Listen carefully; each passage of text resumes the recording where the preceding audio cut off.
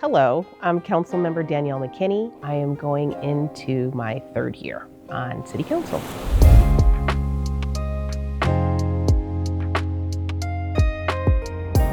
What inspired me to run for City Council?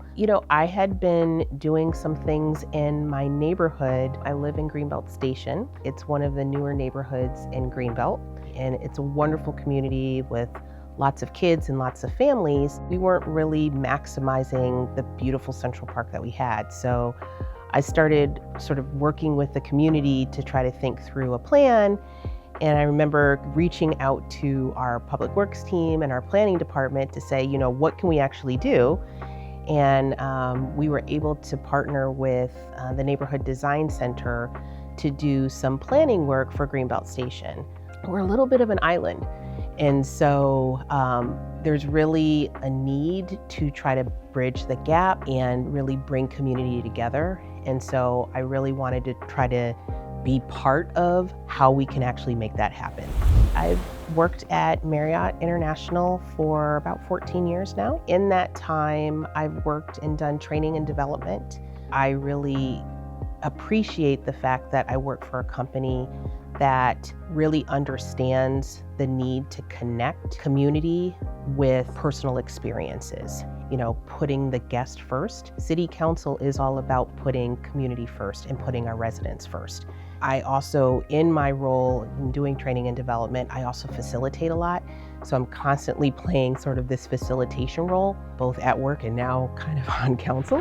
I'm a gardener. It's kind of my happy place. In my garden, I have a little bit of everything. This year, my eggplants were out of control. This was also the first time that I did fall gardening. So I had a lot of leafy greens. So I had spinach and lettuce and Brussels sprouts, and I was able to do collard greens, which I love.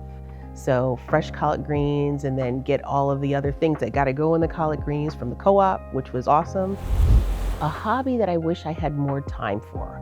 I always wish I had more time in the garden. It is my happy place. And now with it getting dark so early, it's often hard to get out there. I love the theater. And then maybe a few years ago, I started doing adventure racing. So I love biking, hiking, and kayaking. I haven't been able to do much because you really do have to train and stay up on that, and just having the time to do that on the weekend when we have council events and activities is pretty tough. But if I had the time to be able to just jump on my bike and go, I would love to be able to do that and keep that hobby up.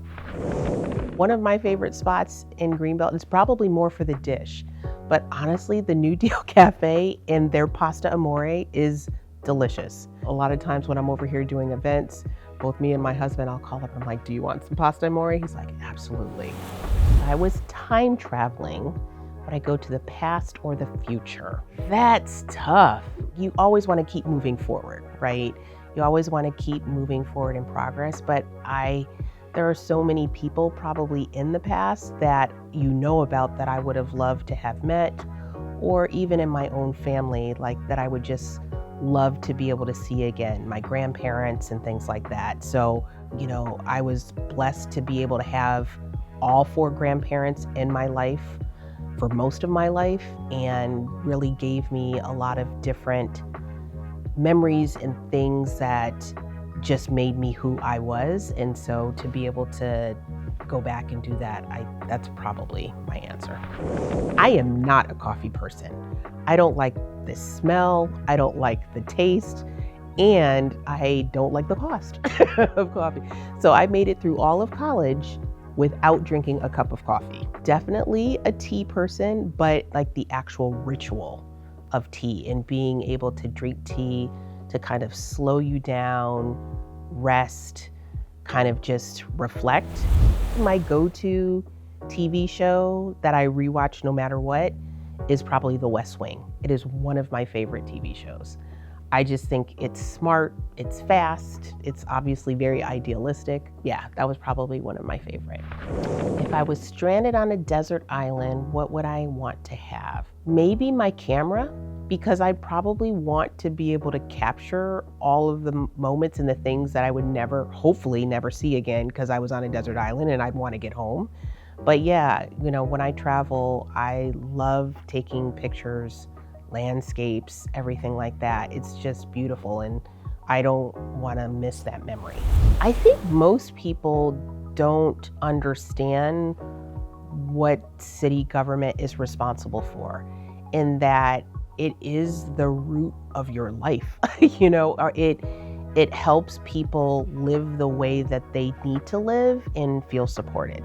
And I think when we're taught in school, my undergraduate degree is in government, but we didn't learn about municipal government, we learned about federal government. And so if you think about the things that impact your day-to-day, those are the things that city government, city council, municipal government is involved in. It was interesting, when we first got on council, we had a council retreat, and the facilitator gave us a bunch of tools and said, okay, which tool best reflects your working style? And so I selected the leveler. I am trying to weigh a lot of different perspectives and opinions that we often hear, both from council members as well as the community, but also try to find ways to strike a balance when there's never going to be one answer across the board, but you have to figure out the best solution for as many people in the community as possible. How do I want people to remember my time on council? I would want to make sure that people thought I was connecting them to the resources and the people and the things out there that they need to be able to live the life that they want to live. I had their best interest in mind, that I was constantly advocating for them, and hopefully empowering them in a way by just making sure I was bringing their voice to the table. We are in a time which is definitely challenging. There's a lot of things happening at the federal level. And I think I would want people to know we're going to try to do everything we possibly can to maintain the level of service that Greenbelt is known for. Some of the things that Greenbelt just does exceptionally well when it snows, because we don't get that much snow here, but when it does snow, the fact that we have a public works team that is out there plowing, and we were plowed out in Greenbelt days before there were parts in the county that were plowed out.